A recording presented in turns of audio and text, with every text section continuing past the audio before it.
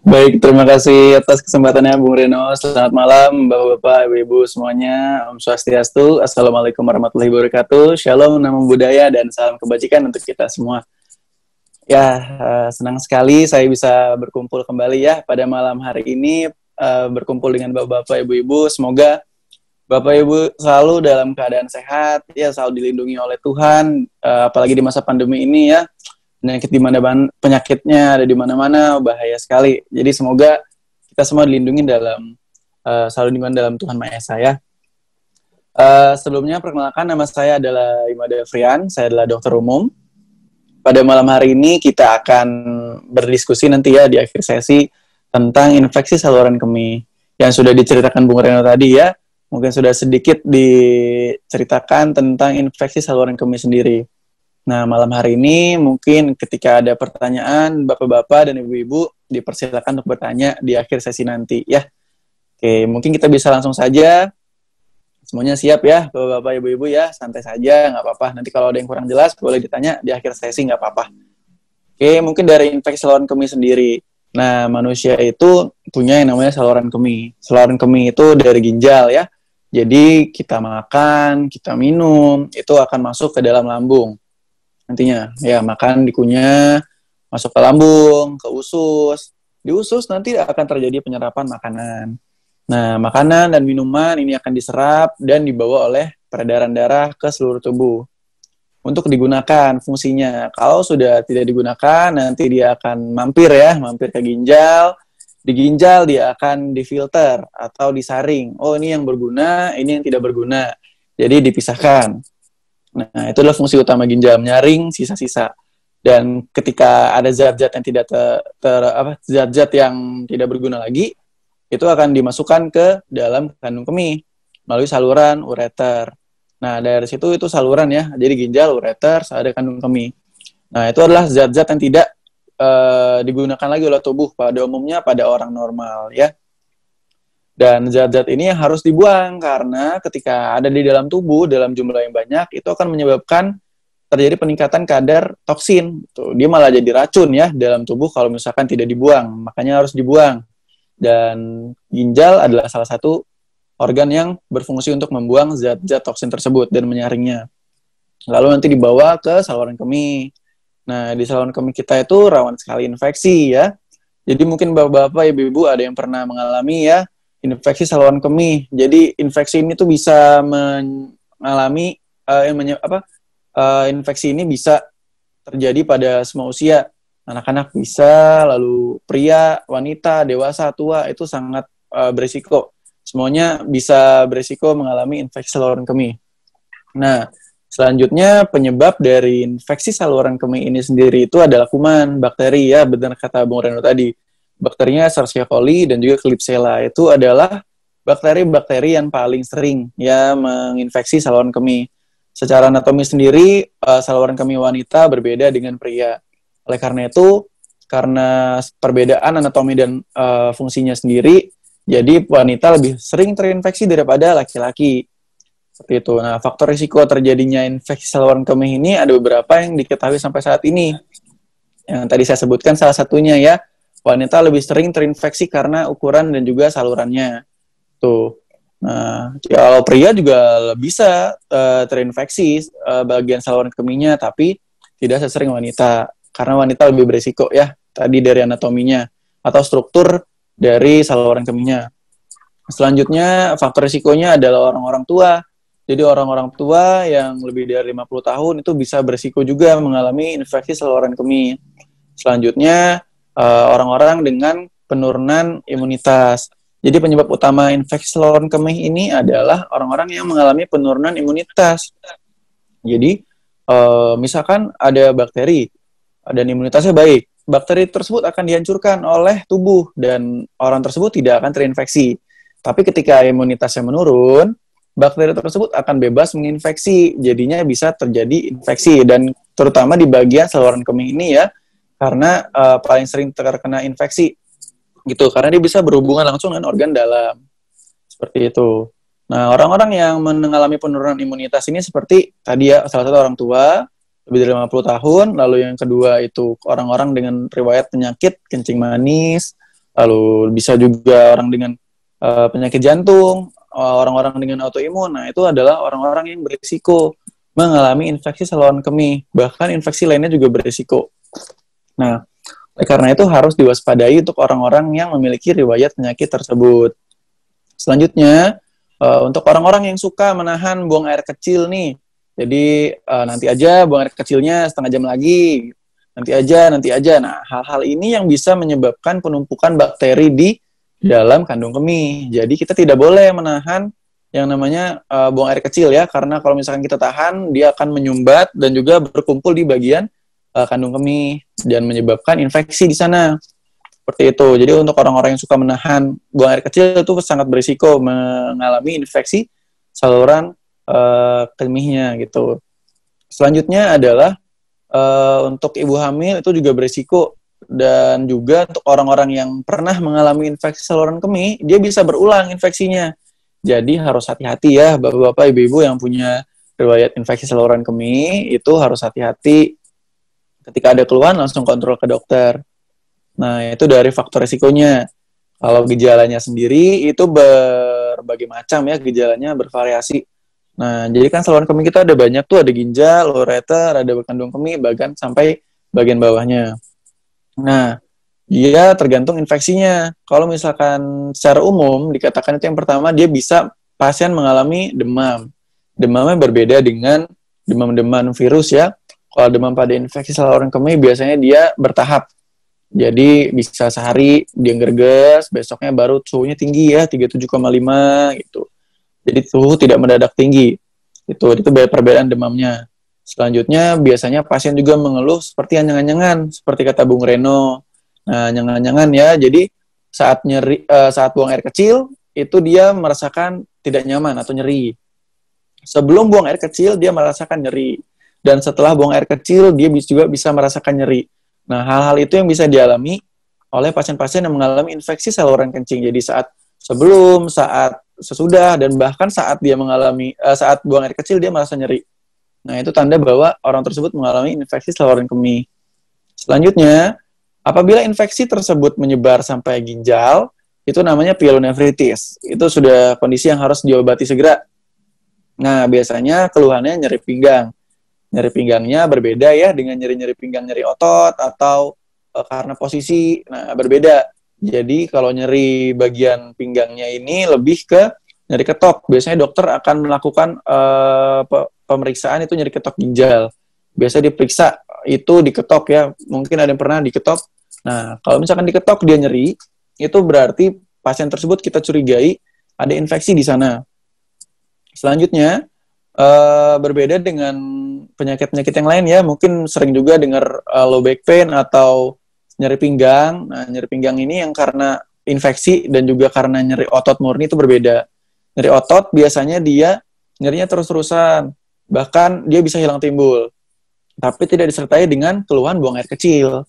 Tuh, kalau nyeri otot biasanya kita tekan saja pinggangnya itu akan merasa nyeri atau lebih ringan atau lebih enakan. Tapi kalau nyeri pada pyelonefritis atau infeksi ginjal, itu biasanya dipegang pinggangnya itu tidak ada keluhan, dan biasanya dia nyerinya terasa di dalam, bukan di pinggang ya, bukan kita pegang, kita raba juga nggak ada keluhan biasanya. Harus dengan pemeriksaan nyeri ketok. Selanjutnya untuk pasien juga dapat mengalami keluhan di bagian perut bawah, bagian tengah. Nah, itu biasa kalau anyang-anyangan tuh di situ tuh. Kalau misalkan dia perut bawah tengahnya itu ditekan, itu biasanya kalau mulai sakit, nah itu curiga infeksi saluran kemih, karena disitulah biasanya kuman-kuman berkumpul dan kuman-kuman mulai menginfeksi ya di kandung kemih. Tuh, jadi ada demam, ada anyang-anyangan ya, nyeri saat buang air kecil, bisa juga nyeri di bagian perut bawah dan juga nyeri pinggang. Nyeri pinggangnya bisa kiri kanan, bisa kiri aja atau kanan aja, bisa dua-duanya, tergantung lokasi infeksinya. Jadi kalau misalkan infeksi saluran kemih ini, memang dia infeksi dari bawah. Namanya infeksinya ascending. Ascending itu jadi dia bisa dari bawah ke saluran kemih, bisa ke atas ya, ke naik ke ginjal.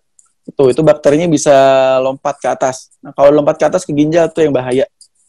Nah, itu dari gejala klinisnya yang paling sering ya diderita sama pasien. Pasien juga biasanya bisa ngeluh seperti mual muntah, terus berkeringat dingin, bisa mencret juga, tapi disertai dengan keluhan sebelumnya yang saya sebutkan tadi.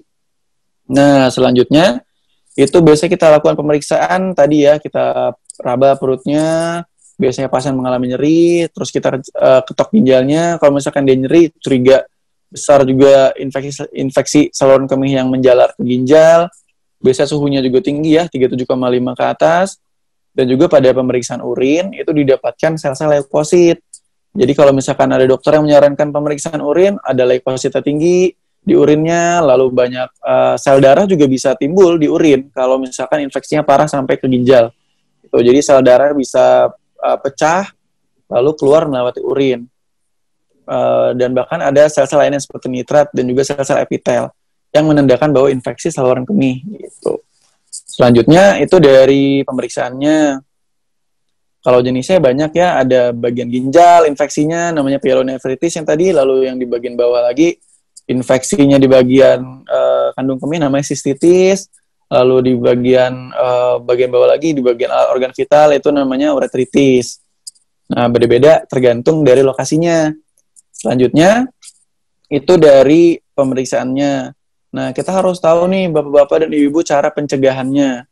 Untuk orang-orang yang sering mengalami infeksi saluran kemih, itu biasanya pasien selalu saya sarankan banyak minum, ya. Biasanya dari beberapa sumber sendiri menyarankan 2 liter per hari. Jadi untuk orang-orang yang tidak mempunyai riwayat gangguan ginjal, tidak mempunyai riwayat gangguan jantung, itu bisa minum 2 liter per hari pada saat dia mengalami nyeri atau anyang-anyangan, ya. Nah, memang rasanya tidak sakit, tidak nyaman gitu. Sakit memang, jadi pipisnya bisa sedikit-sedikit gitu kan. Tapi itu adalah jalan untuk mengeluarkan si kumannya. Kalau banyak minum, kuman yang tertumpuk di bagian saluran kemihnya akan dibuang. Tuh, jadi kalau misalkan anyang-anyangan, jangan sedikit minumnya, harus banyak, harus dikeluarin. Kumannya harus dikeluarin, nggak boleh sampai sedikit minumnya. Dan minumnya pun harus air mineral. Ya, bukan susu ataupun energy drink yang ada di pasaran. Harus air mineral, fungsinya untuk mengeluarkan si kuman-kumannya agar tidak berkembang. Kalau dia berkembang, dia bisa naik ke ginjal, nah itu lebih parah lagi infeksinya. Bisa sampai menimbulkan adanya batu. Dan juga penurunan fungsi ginjal. Bisa semakin parah ya, jadi jangan dianggap remeh infeksi saluran kemih ini. Selanjutnya, bisa juga bapak-bapak, ibu-ibu itu harus menjaga higienitas. Higienitas untuk wanita, jangan terlalu sering mencuci alat kelaminnya itu dengan sabun ya. Jangan terlalu sering gitu dipakai sabun, karena sabun itu ada sabun-sabun yang pH-nya rendah, menyebabkan kuman yang baik itu hilang. Jadi manusia itu butuh kuman yang baik dan juga kuman yang buruk itu seimbang harusnya fungsinya. Kalau misalkan digunakan sabun secara terus-menerus, kuman yang baik akan hilang. Ketika ada kuman yang jahat datang, dia akan menginfeksi. Seperti contoh E. coli tadi. Itu kan kuman yang tidak ada gitu. Jadi kuman yang harusnya sudah ada di sana, sudah berkembang biak untuk menciptakan pH yang baik, itu hilang, sudah bisa menyebabkan infeksi. Jadi mencuci alat-alat vital itu terlalu sering juga tidak baik ya. Saya rasa menggunakan air yang mengalir cukup, jangan terlalu sering menggunakan sabun, dan sabunnya harus dipilih lagi ya, pH-nya jangan terlalu rendah. Selanjutnya tadi ya sudah banyak minum, olahraga jangan lupa. Dan juga makan makanan bergizi, buah-buahan juga dapat meningkatkan imunitas. Tadi kan sebelumnya saya katakan bahwa infeksi saluran kemih ini paling banyak diderita untuk orang-orang yang mengalami penurunan imunitas.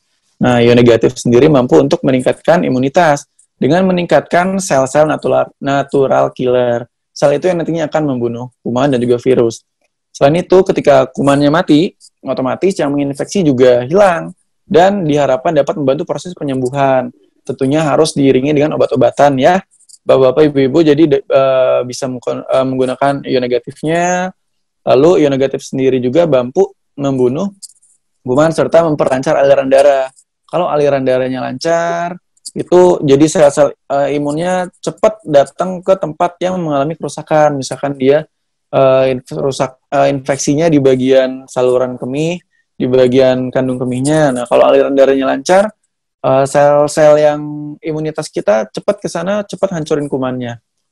Nah, dari situ ion negatif sendiri mampu untuk membantu proses penyembuhan. Biasanya juga selain itu untuk orang-orang yang kita curigai ya, sebagai dokter kita curigai menderita infeksi saluran kemih, itu biasanya kita memberikan antibiotik dan juga pereda nyeri agar pasien lebih nyaman. Tapi untuk ibu-ibu dan bapak-bapak itu jangan sembarangan beli antibiotik. Saya sangat tidak menyarankan untuk membeli antibiotik di luar. Kecuali sudah konsultasi dengan dokter, sudah menjalani pemeriksaan, nah itu boleh nanti tidak apa-apa beli antibiotik. Karena antibiotik sendiri itu bisa resisten, jadinya antibiotik yang sering digunakan apabila tidak baik, itu bisa tidak berfungsi lagi di kemudian hari. Jadi harus cari antibiotik lain, dan mencari antibiotik lain itu tidak mudah, ya, jadi sangat sulit. Untuk itu, jadi harus pada kesimpulannya infeksi saluran kemih ini paling banyak disebabkan karena infeksi bakteri. Jadi keluhannya tadi sudah tahu ya, anyang-anyangan, nyeri perut, dan juga pengobatannya harus banyak minum dan harus dicegah, bisa menggunakan ion negatif untuk membantu proses penyembuhan. Dan juga bapak-bapak, ibu-ibu yang punya keluhan seperti kencing manis, ya, yang punya penyakit kencing manis ataupun penyakit jantung yang sering mengalami infeksi bagian kandung kemihnya atau infeksi saluran kemih, itu harus dikontrol juga gulanya, obat-obatan jantungnya juga harus diminum, karena kalau misalkan hanya meminum obat antibiotik tapi obat-obatan jantung dan obat-obatan kencing manisnya tidak rutin, nah dia akan mengalami infeksi berulang. Jadi penyebabnya harus ditangani gitu. Dan juga di masa pandemi ini, ibu, bapak harus semangat ya menjaga kesehatan. Kita tidak boleh kalah dari virus ini. Kita harus selalu menggunakan masker, selalu juga cuci tangan, karena kesehatan di saat ini adalah kunci kehidupan kita di masa mendatang. Kesehatan kita di saat ini itu adalah proses untuk bertahan hidup. Jadi jangan sampai kita kalah sama virus ini. Semoga informasi yang saya berikan itu bermanfaat. Saya akhiri dan saya kembalikan ke moderator. Selamat malam, Swastiastu, Assalamualaikum warahmatullahi wabarakatuh, Shalom, Namo Buddhaya, dan salam kebajikan. Saya persilakan apabila ada bapak-bapak, ibu-ibu yang kurang jelas dan ingin ditanyakan, saya persilakan. Baik, terima kasih Dokter Mada Prian. Bapak Ibu semuanya, jika ada ingin pertanyaan silakan ya. Namun saya ingin mengawali dulu nih, mungkin mewakili daripada teman-teman. Ya, mudah-mudahan dokter bisa menjabarkan dengan detail ya, dengan jelas sehingga teman-teman mungkin bisa terjawab. Ya. Jadi pertanyaannya yang pertama, Dok, kalau berbicara infeksi saluran kemih itu kan tempatnya, Dok ya, tempatnya itu kan beda-beda ya. Nah, apa jenisnya juga beda-beda, Dok? Jenis, maksudnya jenis infeksi saluran kemih ya, tempatnya beda-beda kan. Oke. Dan kita bicara risiko nih, risiko terburuknya apa, Dok? Oke, terima kasih Bung Reno atas pertanyaannya.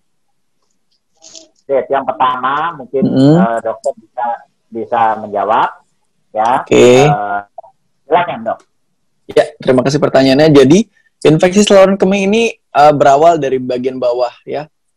Saluran di bagian bawah untuk mengeluarkan urin. Nah, itu alat vital.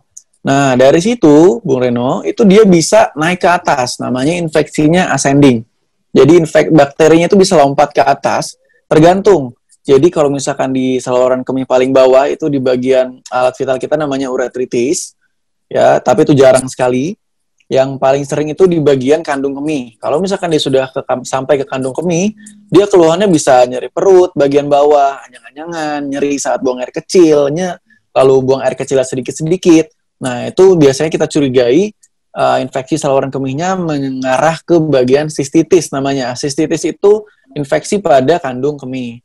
Tapi kalau misalkan dia sudah sampai ke ginjal itu namanya kalau infeksinya pyelonefritis. Pielum itu sel-sel di bagian ginjal.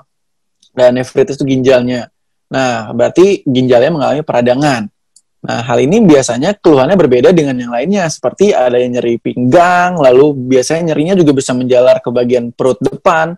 Nah, hal ini yang membedakan antara infeksi saluran kemih satu dengan yang lainnya.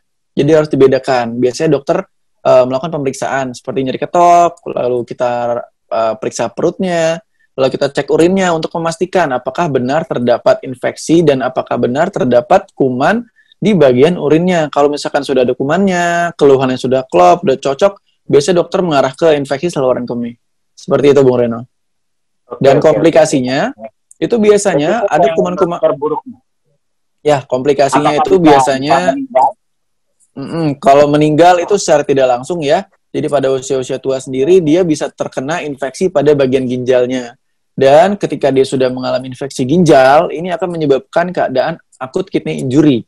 Jadi ginjalnya bisa mengalami kerusakan. Kalau ginjalnya mengalami kerusakan, pasiennya bisa mengalami keluhan seperti sesak nafas, lalu bisa mengalami demam tinggi. Nah, itu yang biasanya mengancam jiwa.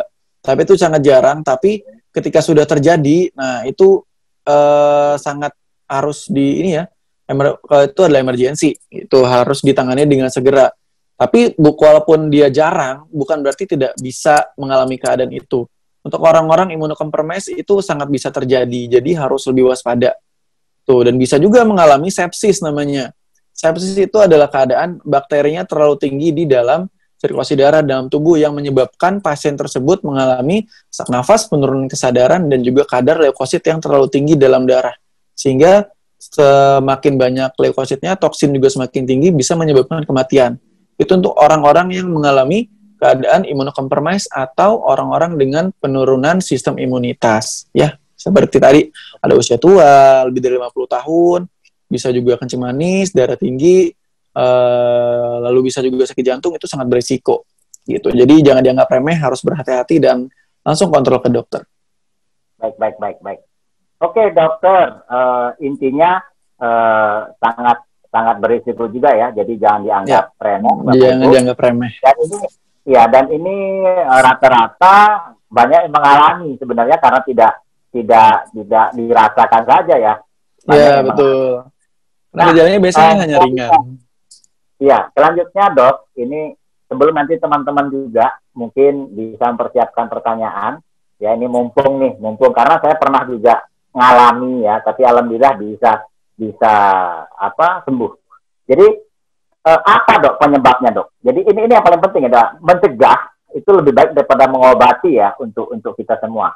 Jadi penyebab daripada infeksi saluran kemih ini ya dikarenakan apa dok? Dan karena ini sifatnya kan salah satu adalah kuman ya atau bakteri ya. Nah, apa hubungannya dengan kita punya produk ion Geox? Apakah ini bisa mencegah, bisa membantu? Itu dok.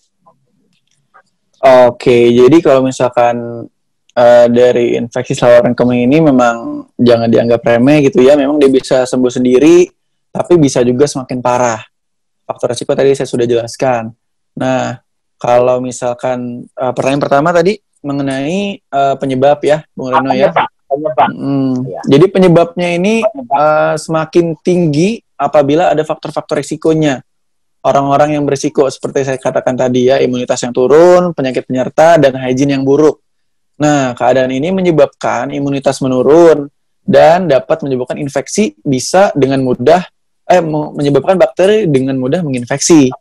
Seperti itu ya, bakterinya tadi saya sudah sebutkan itu Escherichia coli dan juga Klebsiella itu paling banyak diderita. Tuh. Jadi memang penyebab utamanya adalah bakteri. Dan untuk efek dari ion negatif sendiri itu dapat menghancurkan bakteri ya, dapat menghancurkan sel-sel bakteri dan juga dapat meningkatkan daya tahan tubuh sehingga membantu proses penyembuhan. Nah, hal ini berkesinambungan. Jadi selain dengan obat-obatan, supportingnya juga dengan ion negatif itu juga mampu menghancurkan kuman, daya tahan tubuhnya juga ditingkatkan. Nah, diharapkan dapat sembuh lebih cepat daripada yang tidak menggunakan. Seperti itu, Bung Reno. Baik, Dokter Made, terima kasih. Jadi teman-teman semuanya, Bapak Ibu, ya intinya bahwa penyebabnya adalah kuman atau bakteri. Untuk itu Bapak Ibu, ini berhubungan dengan produk kita yaitu ion negatif Geox, ya. Tetap selalu gunakan untuk menjaga ya kesehatan dari semua penyakit-penyakit yang ditimbulkan. Nah, sebelum nanti yang lain bertanya, silakan nanti. Satu lagi nih dok, mungkin bisa. Iya, boleh. Berbicara treatment Pak, berbicara treatment atau penyembuhan pada saluran kemih yang terinfeksi, ya, atau bahasa kerennya lah kalau bahasa dokter tuh ISK, ya. Itu biasanya berapa lama proses treatmentnya itu dok, penyembuhannya dok? Jika ada nih, mungkin saudara atau tetangga kita yang terinfeksi dan didiagnosa saluran kemih, ya. Nah ini yang paling penting juga. Oke. Oke, terima kasih Bung Reno. Biasanya untuk evaluasi itu kita lakukan pemeriksaan urin ya. Biasanya kita cek dulu urinnya, tapi kalau misalkan di klinik itu sulit untuk melakukan pemeriksaan urin, biasanya kita follow up dari keluhan dulu. Keluhan apabila tidak ada, itu dinyatakan sembuh seperti itu. Jadi kalau keluhan sudah berkurang, sudah tidak ada keluhan anyang-anyangan, demam juga sudah turun, ditambah dengan pengobatan antibiotik. Jadi penanda tuntasnya itu antibiotiknya. Ketika antibiotik sudah tuntas selama 7 hari, itu dapat diindikasikan pasien sembuh.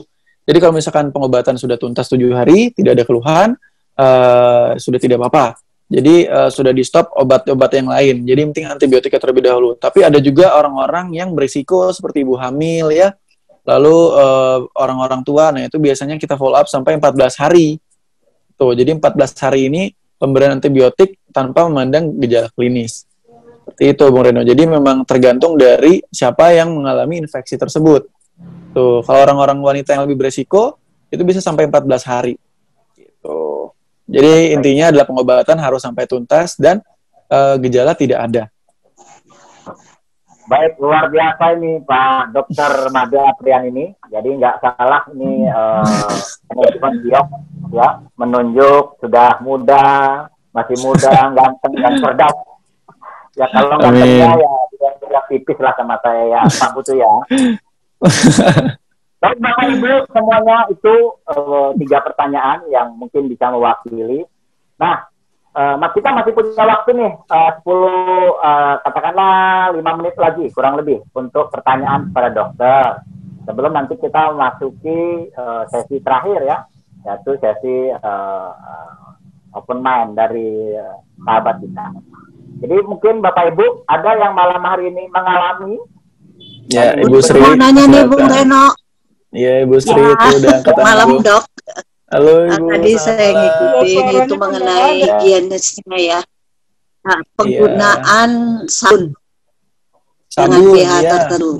Pertanyaan Bunda itu kalau dengan pH yang sesuai, boleh nggak setiap hari itu nomor 1 dipergunakan? Ya, karena ada yang kebiasaan sudah menggunakan produk khusus. Terus yang kedua, kalaupun terdiinfeksi, kan saya selalu seperti malam kemarin itu ada airnya Dok. Terus saya tempelkan di titik yang sesuai dengan lokasi titik akupuntur. Itu bisa tertolong, tidur sudah ya. Nah dengan infeksi kandung kemih ini, kan biasanya ada nyih itu ya. Boleh nggak kita tempelkan di daerah eksternalnya? Eksternal, genitalia eksternalnya. Boleh nggak? Gitu. 2 pertanyaan itu Dok. 2 pertanyaan ya Bunda. Terima kasih Bu Sri, pertanyaannya baik sekali ya. Jadi ada 2 pertanyaan. Yang pertama mengenai sabun ya. Kalau sabun itu boleh setiap hari asal pH-nya cukup dan juga bukan setiap mandi ya. Bukan setiap mandi. Kalau setiap mandi bisa 2-3 kali sehari kan. Nah, itu yang biasanya menghancurkan kuman-kuman yang baik. Jadi kita juga butuh kuman-kuman yang sudah biasa tinggal di daerah yang vital. Jadi kita tidak boleh menghilangkan itu juga, Ibu Sri. Jadi harus tetap ada kumannya agar terjaga pH-nya di sana. Karena kuman tersebut juga membentuk pH dan juga zat-zat pertahanan tubuh. Ya, jadi tidak apa-apa digunakan setiap hari. Tapi kalau misalkan sudah ada keluhan langsung kontrol ya. Selanjutnya untuk pertanyaan kedua tadi mengenai peletakan ya. Kan kita tahu ya mungkin Ibu sering meletakkan ini di meja, lalu meletakkan di mana-mana dipegang. Kalau saya sarankan jangan sampai di bagian organ vital. Karena nanti yang ada kita kan tidak tahu apakah bersih atau tidaknya, lalu dicuci atau tidak.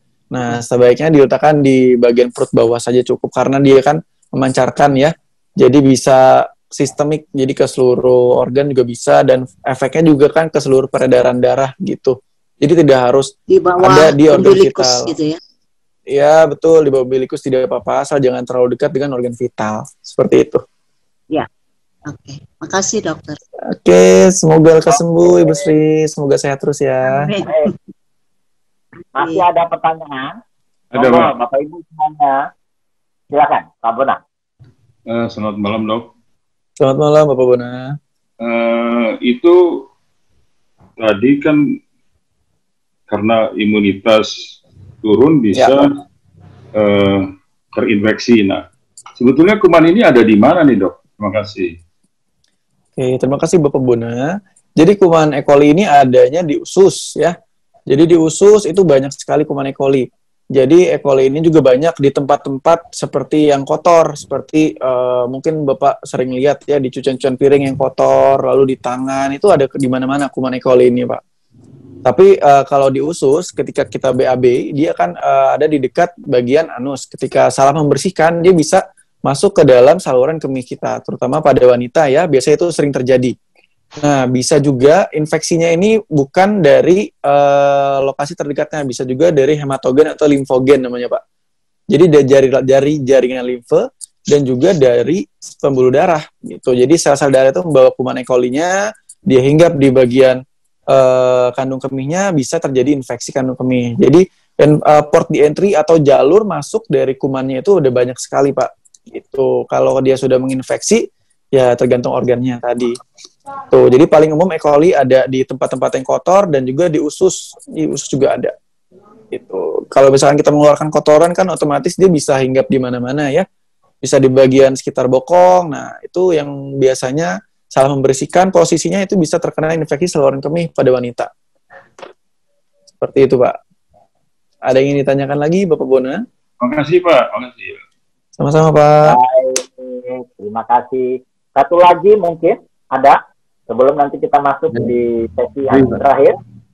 Ya, saya Pak Ngawi, Pak. Silakan sebutkan nama dan tempat tinggal Bapak. Bapak Sawilan dari Ngawi ya?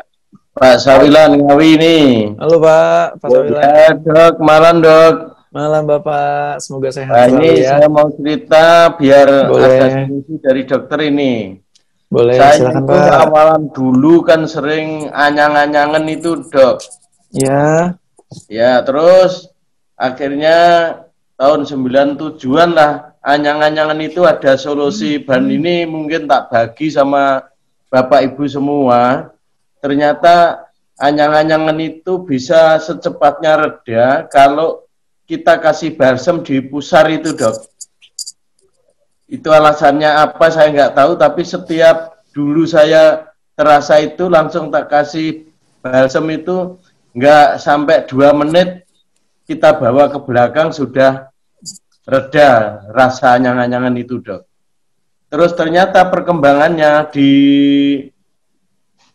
tahun-tahun 2010-an, Dok, saya itu sering mengeluarkan batu. Oke. Sering sekali mengeluarkan batu. Sampai sekarang pun kadang-kadang saya kalau kencing itu kan ada rasa agak nyeri-nyeri begitu. Itu. Terus yang saya tanyakan, riwayat saya seperti itu untuk kemudiannya bagaimana ya, Dok? Terus terkait dengan produk ion Ziok ini, Dok. Terima kasih, Dok. Oke, terima kasih Bapak Sawilan dari Ngawi ya. Semoga Bapak sehat terus. Ya, tadi ada beberapa pertanyaan dari Bapak. Yang pertama, kenapa di bagian pusarnya ya diolesin balsam bisa enakan gitu. Jadi memang kalau misalkan persarafan, Pak, itu dari kita masih dalam kandungan, itu dari umbilikus itu atau ari-ari ya, itu nyambung ke bagian kelamin memang persarafannya, Pak. Jadi dan kalau misalkan kita pun ngerasa nyeri, itu biasanya nyeri sampai umbilikus atau sampai pusar ya, Pak ya. Nyeri di bagian kelamin juga bisa kita rasakan sampai ke pusar. Dan ketika kita sentuh pusar kita, itu bisa sampai ke bagian kelamin juga. Nah, itu ada hubungannya dengan sistem persarafan, Pak. Jadi kalau misalkan Bapak olesin balsam, di situ akan persarafannya jadi aktif. Nah, jadi ada serangsangan, jadi mulai terjadi rasa nyaman juga, Pak. Kalau misalkan hangat itu vasodilatasi, jadi mulai terasa nyaman di bagian pusarnya dan menjalar sampai dengan kelaminnya, Pak, karena memang ada sistem persarafannya di sana yang pertama. Dan ditambah rasa hangat tadi ya, Pak ya, dan itu memberikan efek relaksasi pada persarafan yang mengalami ketegangan atau kaku gitu. Karena kalau misalkan infeksi dia radang, Pak. Jadi dia kaku, keras, panas itu di bagian organ-organ saluran kemihnya. makanya dia bisa berkurang itu karena efek dari zat-zat yang ada pada balsamnya itu mungkin Pak ya. Selanjutnya itu dari Bapak nanya tadi dulu pernah punya batu saluran kemih ya Pak ya, sempat keluar batu dulu ya. Nah, kalau misalkan batu saluran kemih Pak, dulu Bapak sempat dioperasi atau tidak? Enggak pernah juga. Enggak pernah ya. Dulu tapi sempat kencing batu keluar kecil-kecil gitu kayak pasir ya Pak? Malah agak sampai satu sebesar kedelai itu, Dok. Oh ya, besar ya Pak ya?